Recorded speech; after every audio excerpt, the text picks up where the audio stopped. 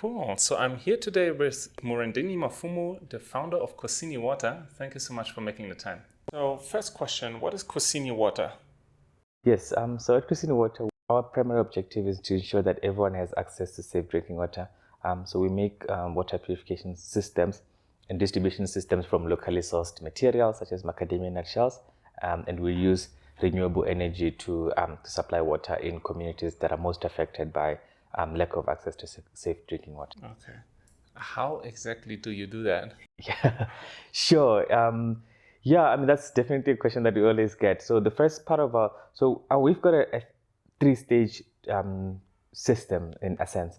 So the first part of our system is we take any water source that might be either contaminated or unsafe to drink. So for example, we take unsafe groundwater to drink, and with that water, we pump it up from a well into a purification system, which does one, removes chemicals. We're using macadamia nut shells, which is the carbon filter, so it removes a lot of the chlorine, iodine, some of the chemicals that might be in the water, and then that gets pushed into a membrane system. So the membrane system separates things such as viruses, bacteria, pesticides, those type of things from water, using a low pressure system. So in a sense, water goes in on the one side, and then all the other material goes in on the other side, and then we push through the water into some sort of a storage tank or a reservoir in the place, and then we use a renewable energy pump to distribute that water into a small community. Sometimes it will be in a clinic, sometimes it will be in a school, or in a communal place where everyone comes to collect their water. Okay. And what is the difference between the systems that were already on the market and what you are putting up? Yeah, the biggest difference is, in terms of our technology, so the first part of the difference in terms of our technology is that, so our locally sourced materials, so one, the macadamia nut shells. South Africa is the world's biggest producer of macadamia nuts. We take the shells, which are off waste material, this material that the farmer doesn't necessarily use. So we partner with the farmer, take the hard material from him, then we make that into the carbon filter. So the material, again, is renewable, the material is sustainable as well. And over a period of time, we're able to reduce that sort of waste that the farmer would have.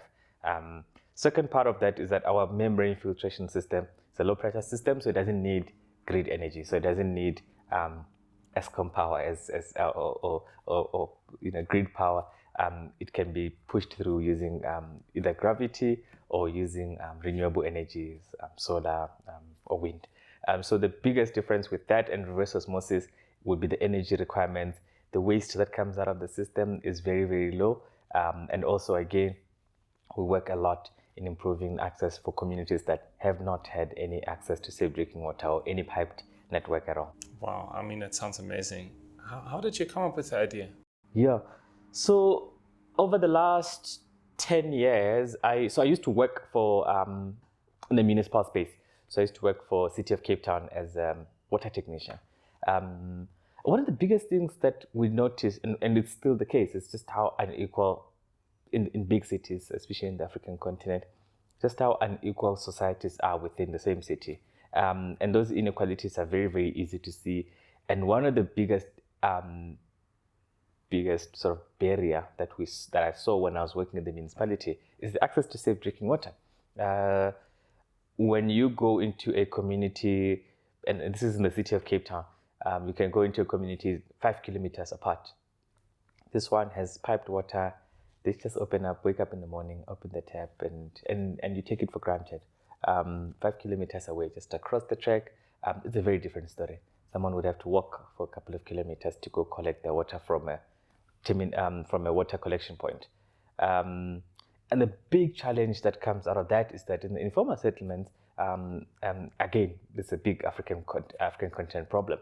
In the informal settlement, not only do we then have to walk for kilometers to go collect the water, second big problem with that is the biggest cause of child mortality is waterborne diseases. So these are diseases that are caused by exposure to unsafe water, be it sewage that overflowing in your community, or be it water that was collected in an unsafe environment. So then, after working for municipalities for 8 years, I realized that one of the best ways that you can effect change is through a commercial company.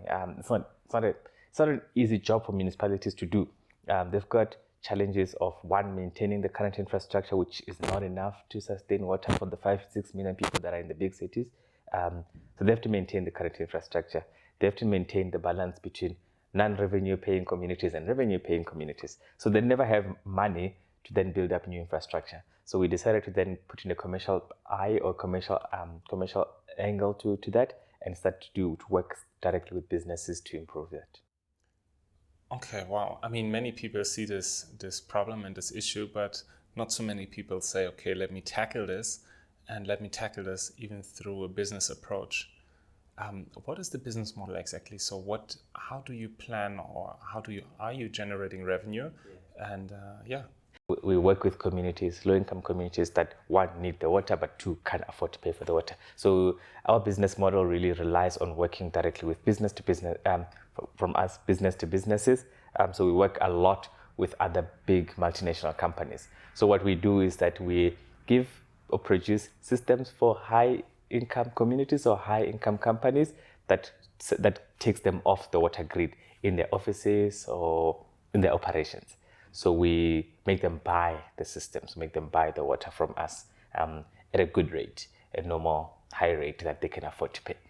And then from every single sale that we make out of that, so every liter that we sell out of that, 20 liters worth of water goes into the communities that are affected, communities that can't pay. So we get the high-income communities or the high-income companies to subsidize the low-income communities.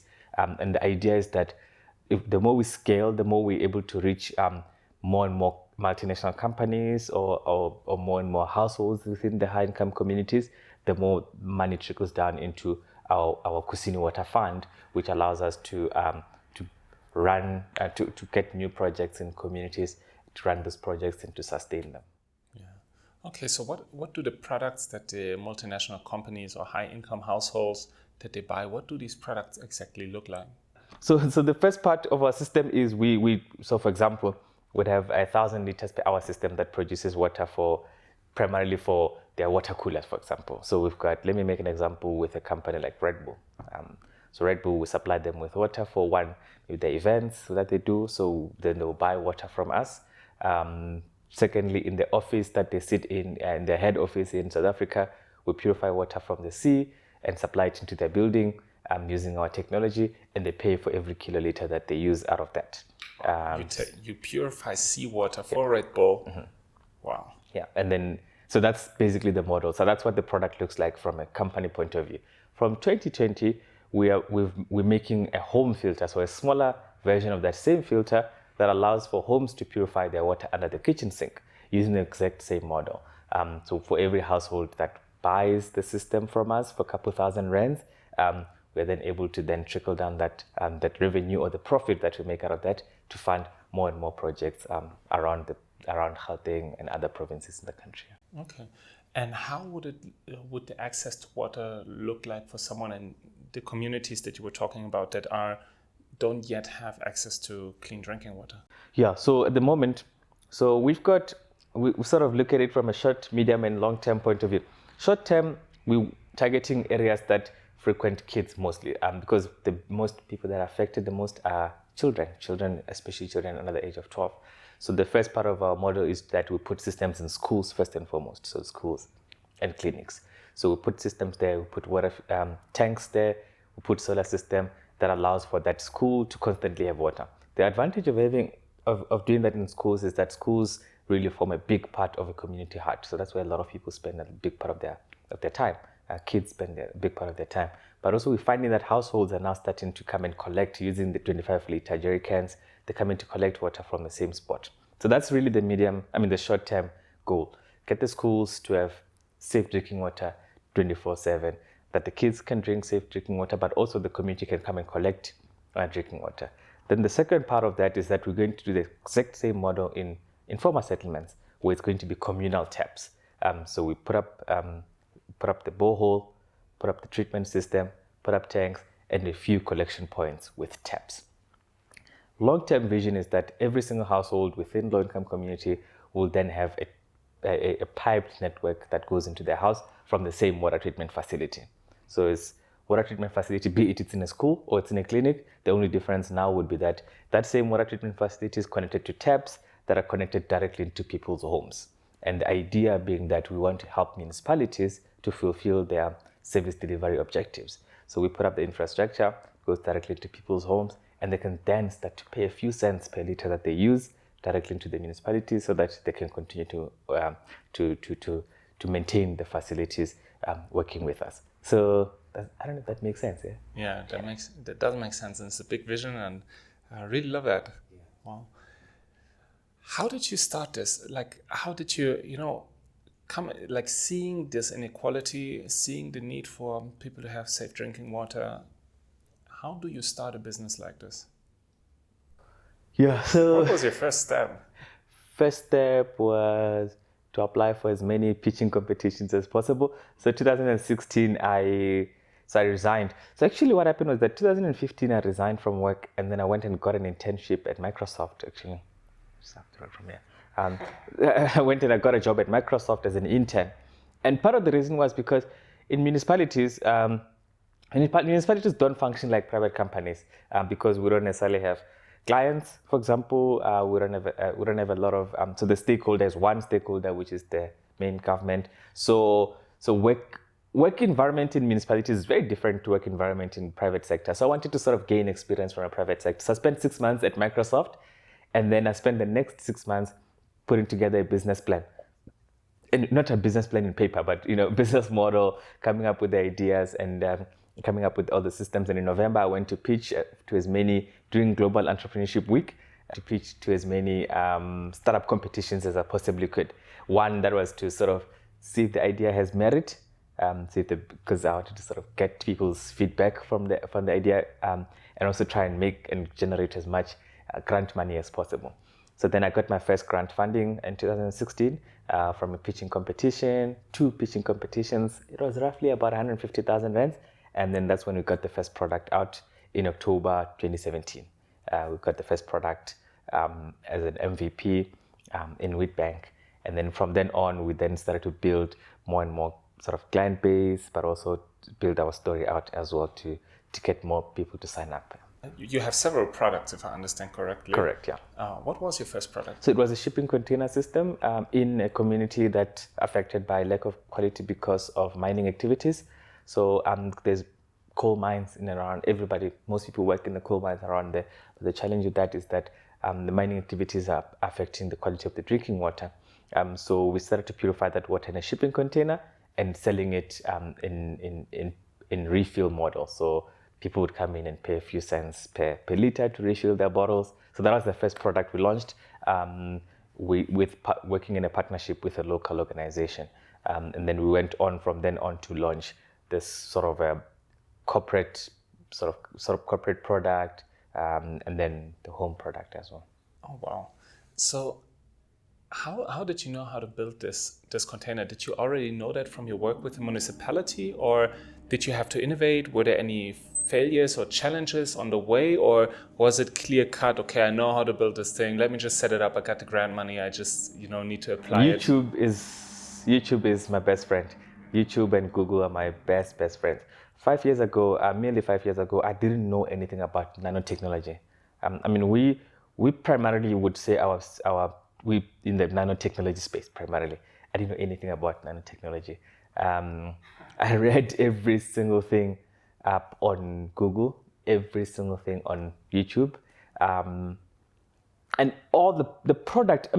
Yes, I agree that you have to have a base of a base understanding of the problem and sort of technology based understanding, but every single thing I got to learn on YouTube.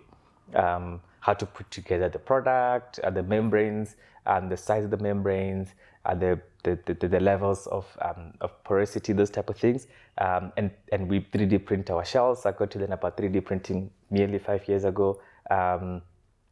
Not the macadamia nut shells, but the water shells. We're printing the macadamia shells. No, not the macadamia nut shells, but we 3D print the housing that house the system itself.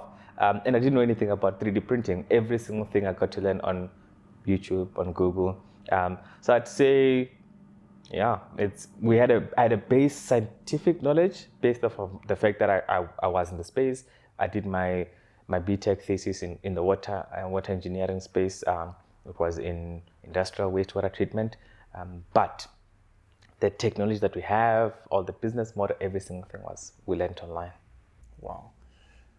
Okay, so you do your first project. You have the grant. You set up the first project in a community. It seems to be well received. People need clean water, and then you go for the corporate clients. So how did you find your first corporate client? Because that's actually where the biggest amount of money can come in sustainably, right? Yeah, I have to be honest. So I think working with Red Bull has definitely been a big game changer for me. Definitely without a shadow of a doubt. So we started working very closely with Red Bull, the entire team, both local team and international. So I went to the Austrian office to meet with some of the international guys. So that's definitely how we started to unlock many opportunities. They put us in the world map. A lot of the videos and everything that we managed to put out was through Red Bull, working with Red Bull. So one would say I was very fortunate. I was very lucky in that the Red Bull partnership came through very early, and we worked very, very well with them over the last 3 years.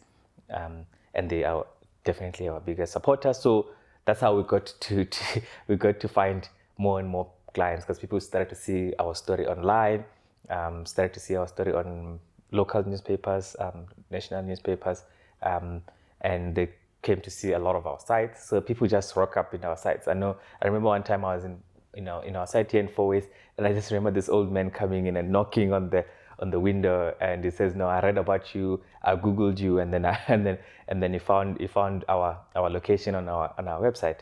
So that's a lot of that comes down to our partnerships. Yeah. Okay. And Red Bull, you came in contact with them through one of the competitions? Through Amapico, yes. So through Red Bull Amapico that they run, a friend of mine recommended that I apply for it, and that's how I got in. Yeah. Okay, great. I mean, it sounds pretty smooth, but there must have been some challenges in your journey so far. Every single day. I mean, to be honest with you, it's fascinating because when I talk a lot, it sounds very smooth, and when I ask this to myself, why does it sound so smooth? Because every single day I feel like I'm going to give up. Every single day. Yesterday I felt like I was going to give up. 2 days ago I felt like I was going to give up. And the biggest reason for that is in the water space, in the space that I'm in, there are no small companies. You're either going to be within the pie of the water industry, it's shared amongst all the big companies. And there's only about 3 or 4 of them in the world. There is no small company. So there's very, very little room for entrance. So we struggle every single day for revenue.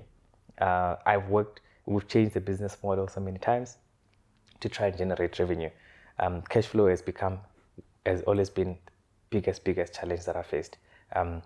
We would have projects, but oftentimes what we need is cash flow, money that's coming in. 2 months ago, we couldn't pay our staff. We had to let go of one staff member. We couldn't pay our staff salaries for a month and a half. We only started picking up last month, where we were able to then pay the staff members. So every single day there's new challenges, and every single day I feel like I'm going to give up. And I think what keeps me going constantly is the fact that we've got 7 communities right now that depend on us, in inverted commas, depend on us to get their water every day. And if we're to leave, those communities will be really let down. So every single day there's challenges, and we struggle a lot with cash flow for the business. Yeah. Wow. I mean, listening to your story and all the advances you have made, and yet to hear that there's so many challenges for someone in your space, but probably also for many other founders. It's amazing that every day you feel like giving up, and every day you decide to continue. Let me ask you, what did your did your immediate environment, your family say, you know, when you quit your job at the municipality and said, okay, I'm going out on my own in this They didn't into know this for field? 2 years. They didn't know for 2 years. They didn't know for 2 years. I didn't say anything. I just didn't say anything. You know, with this thing, we have this thing called black tax. You know, so if someone sacrifices everything for you to go get an education, so that you can get a job, so that you can be dependent, you can be independent, and then for you to resign, that person is going to feel so hard done by. So I didn't want them to like they were going to be so hard done by, because they expect that I educate you, you go get a job, stable job in the municipality, you've got all the benefits, you stay there. So I didn't tell them. They only found out by mistake a few years later. Through the PR? Through both the PR and someone who literally mentioned to them, oh, like he's doing so great. And they're like, yeah, but he's still working. And that person was like, no, he's not. He hasn't worked for 2 years. Well, he's probably worked more than ever before. But so it was never a discussion that I had with any of my family members, with none of my family members. Even to this day, it's not a discussion we've had. Now I know they know, but it's not a discussion we've had. And that's because I think it breaks my mother's heart to know that I'm not employed as she would have liked for me to be employed. Wow. All the while you are creating such an impact in 7 communities. And yeah. Wow. Yeah. I still think it's a painful point for her. Yeah. Wow. So, you know, I was going to ask you if you always thought on some level that you'd become an entrepreneur, but that seems to answer my question, that you it was not your plan to become an entrepreneur initially. Yeah, no, definitely not. Not full time. I read Sir Richard Branson's book when I must have been 19 or so, and I was like, I wanted to be one, but it was not feasible. It's just not feasible. I mean, this thing. So I haven't had a salary in 3 years since I left my job. I haven't had a salary since then. I don't even know how we've survived for the last couple of years. So it's not normal. So I didn't want to not be normal, but it was just eating at me, this whole thing. So I was like, I have to. Let me ask you there, because you say you don't know how you survived the last couple of years, but now I want to know, how did you survive the last couple of years without drawing a salary? How did you take the Uber to come and see us here and give us this amazing interview? So we've had it's fascinating. So I think more often than not, we've sort of had this rule that you will take care, even though you're not taking a salary within the company, that one will take care of the employees, number one, and number two, we'll take care of sort of our basic needs. So we'll make a plan so that my rent is paid and that I've got food. Even though none of the partners are taking a salary at the moment, and we've then hustled for that to happen. Sometimes I can be invited to do a speaking gig, for example. So like this month, actually, the reason why this month is not so bad is because I was invited to do a campaign, an ad for a bank, media ad. Campaign for a bank, for business banking, and then they paid me for that. So it's been that, and that's why I'm saying, as much as it sounds smooth, it's far from smooth. I've had to check myself into therapy right now to deal with the anxieties and just the mental strain that this has put myself in. So it's definitely far from easy. But one thing I will say for a fact is that we've just been so blessed. We've been lucky, and we've been in the right spot at the right times. So that's, that's and I suppose someone mentioned something, that you need both to be really, really smart, you need to be really, really hardworking, and you need to be really, really lucky. you can't have a 0 on any of those 3 things if you're going to build a company. And I'd say we've like worked very, very hard, and I think a lot of the luck comes our way as well. That makes sense, yeah. Yeah, it makes a lot of sense, and thank you for sharing that. One thing that you mentioned, because you don't attribute that to your business, but it seems that through your business, other opportunities come to you, and you are then able to generate some side revenue for yourself, income that is not directly linked to your main business model, but that can still support you. And I'm just pointing this out because I'm seeing this with not just you, but other social entrepreneurs as well, or people that start businesses that also want to create a social impact, that are not just pure profit driven initially, and where it might not be so easy to draw a salary from your main operations, but then there's keynote speaking and other things that might be as lucrative or even more lucrative than a normal salary. So I find it interesting, but not coincidental, that it's that I tend to see that. So I think being open to that and celebrating that and seeing, okay, there might be a model for social entrepreneurs to finance themselves for quite some time, I think can change the equation from, okay, I'm just struggling, to, let me call that a model in and of itself, where we build our personal brands as people that create impact. And yes, let's exploit that with, doing an ad for a bank, or giving a speech somewhere and being well paid for that. So, but yeah, thank you for that share. Super valuable. I actually like the Echoing Green model. So Echoing Green, I love that they've got a specific part of their funding is specific personal care funding, where for 2 years they give you money to ensure that you yourself are well taken care of. So they'll give you money for healthcare, they give you money for education, or whatever other form of development that you want to do, and money just to sustain yourself. And I don't think entrepreneurs, because in South Africa a lot, I don't know about other countries, there's this notion that sometimes entrepreneurs like handouts, they like grants and those type of things. But I think the thing with that is, if you're not worrying about where your next meal is coming from, you're a lot more innovative. I found myself to be a lot more productive and innovative when I'm not worrying about rent, when I'm not worrying about food. My brain can focus on my innovation, can focus on the next client, can focus on quality assurance and ensuring that my company grows. But when I'm in need, when I need rent money and I know that it's due in 2 days' time or 3 days' time, whatever, my brain is not focused on growth. My brain is now focused just on survival. And I think if we believe strongly that this company can make it, or this person can make it in this space, this company can be a big thing, then investing in that person as well makes a lot of sense. And that's why I love so much of the Echoing Green model, because they invest in the person, they make sure that the person is not distracted by rent or by any health problems, and that the person can focus on their work. That makes a lot of sense to me.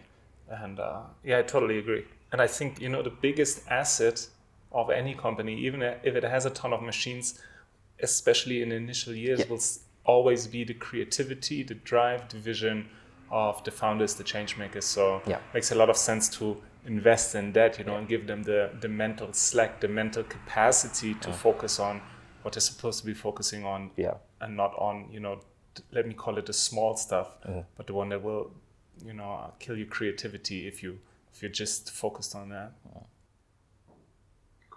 Morandini, I want to ask you, I saw in one of the videos that you had a desalination plant underway in Cape Town.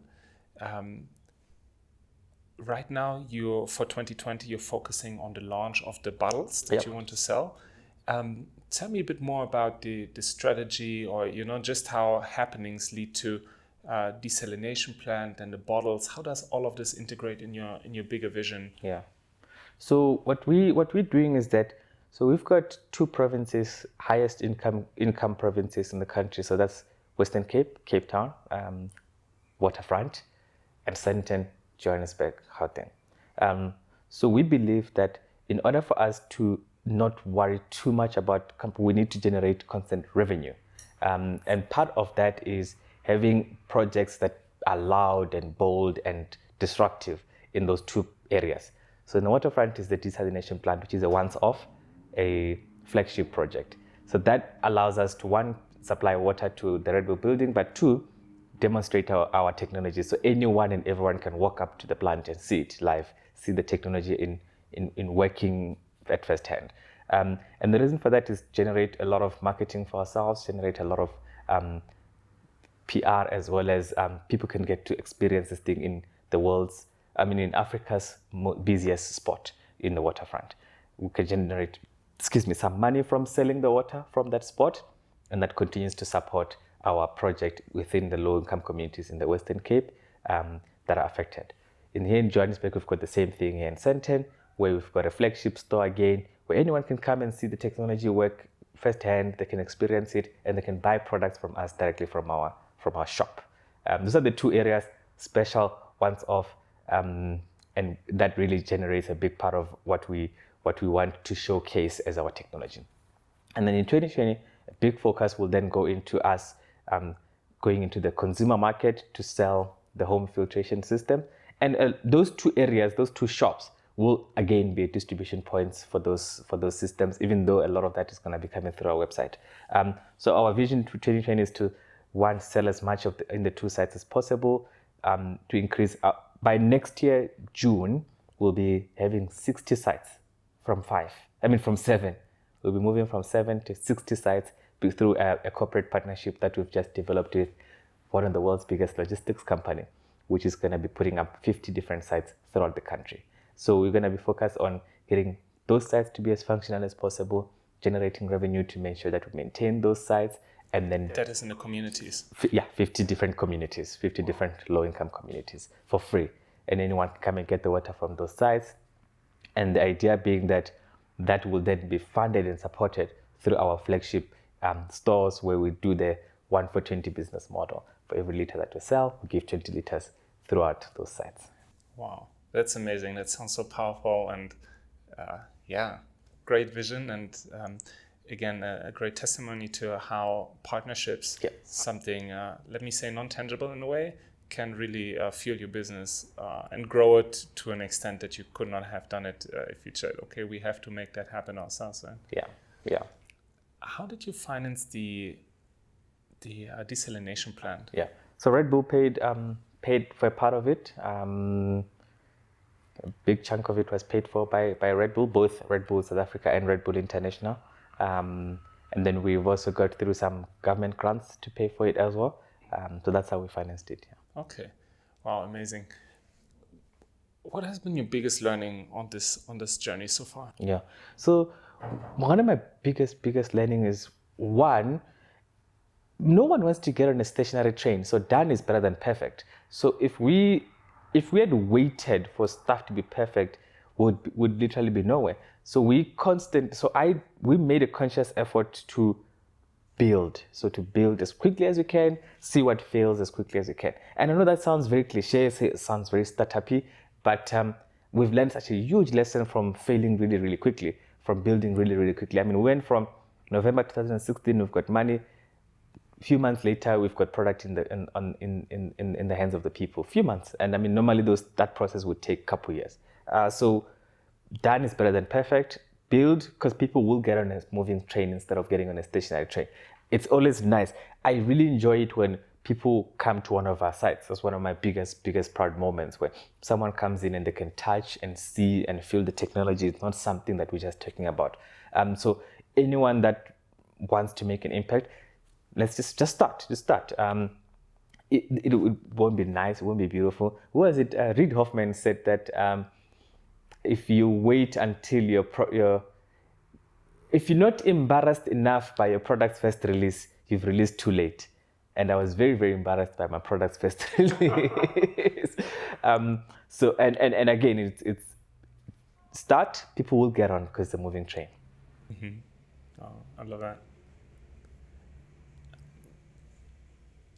Right now, if you could partner with anyone and ask them for anything, aside from the partners you already have, who would you reach out to, and what would you ask them for? So, two companies. So one, Woolworths South Africa. Would ask Woolworths in South Africa to My School project can do with a lot of help in rolling out and in quality assurance as well. Woolworth has great brand, great story, and great impact objectives, and they've got a great program in the My School project, which gives water in communities. I think we can help them a lot in increasing their reach in communities. That's definitely a brand we would definitely like to work with.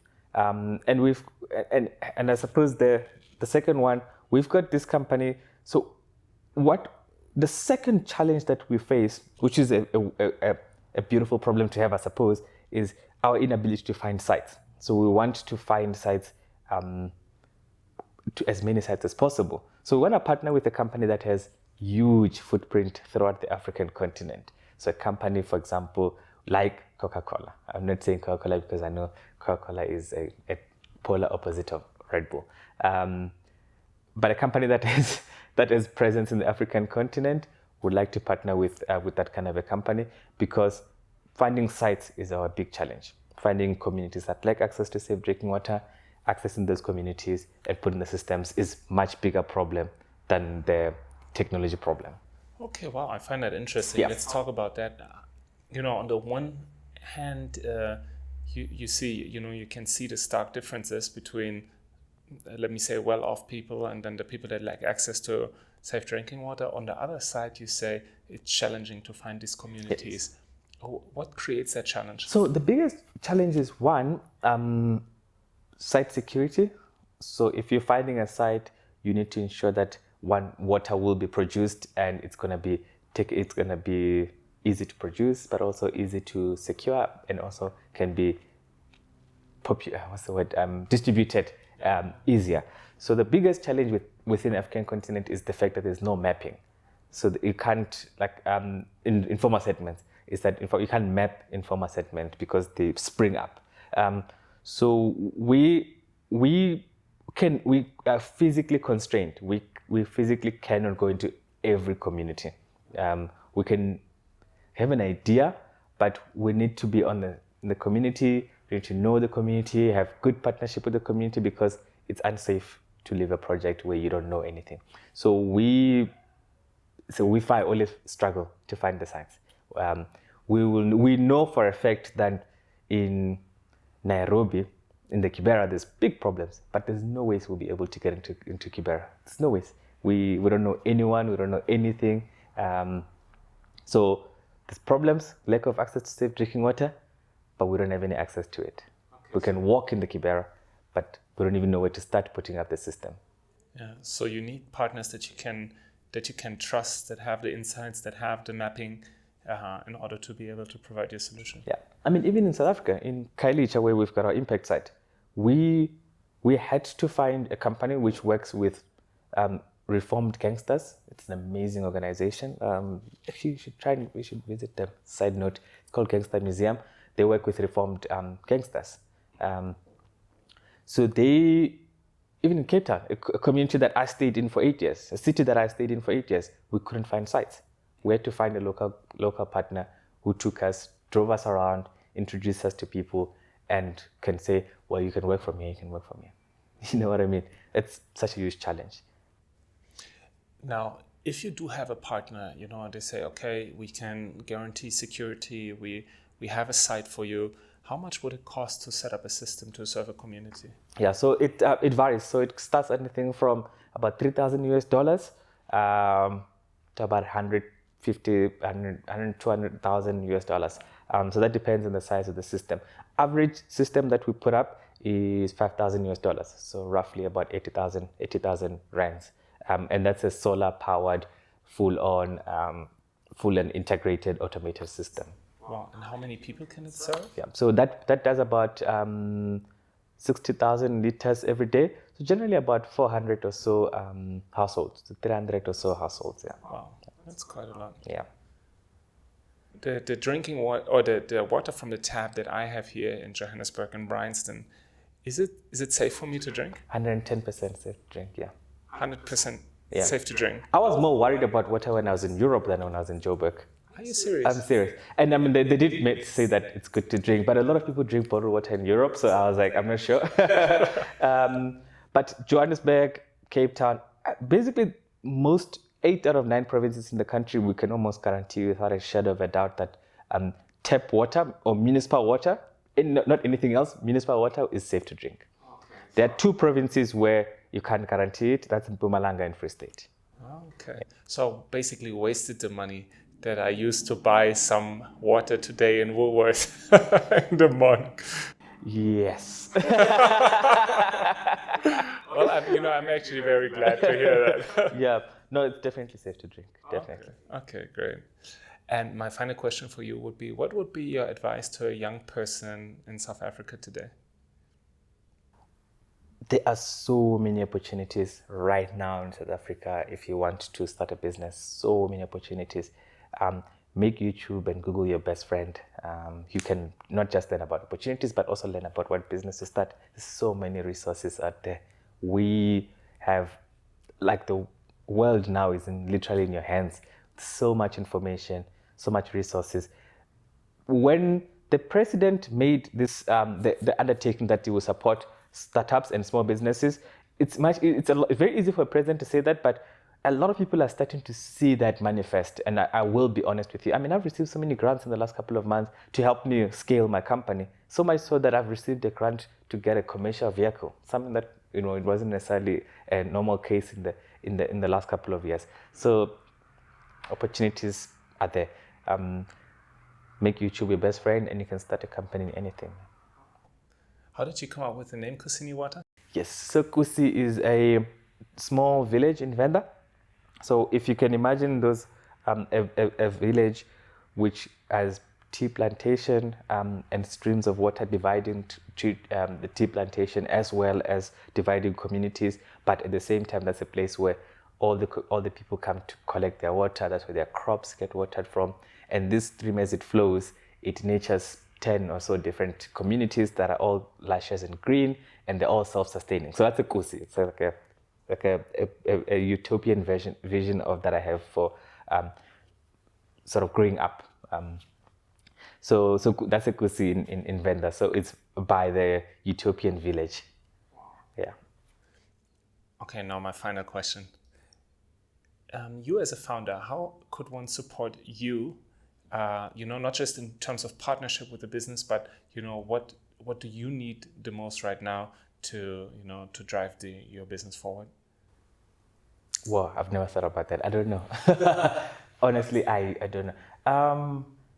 Prayers and prayers and well wishes. I don't know. Hey, sure. I don't know. That's a tough question. Constantly, people open up opportunities for me constantly. I mean, someone recommended me to do this ad, for example, and that helps. That helps a lot. That helps so much. So yeah, when you're thinking about, I don't know how to answer that. It's quite a difficult one. I think about a person, recommend them for opportunities that you think would be good for me or for the person. I'm not a public speaker, but yeah, I can do speaking, those type of things. I don't know. Thanks so much for sharing.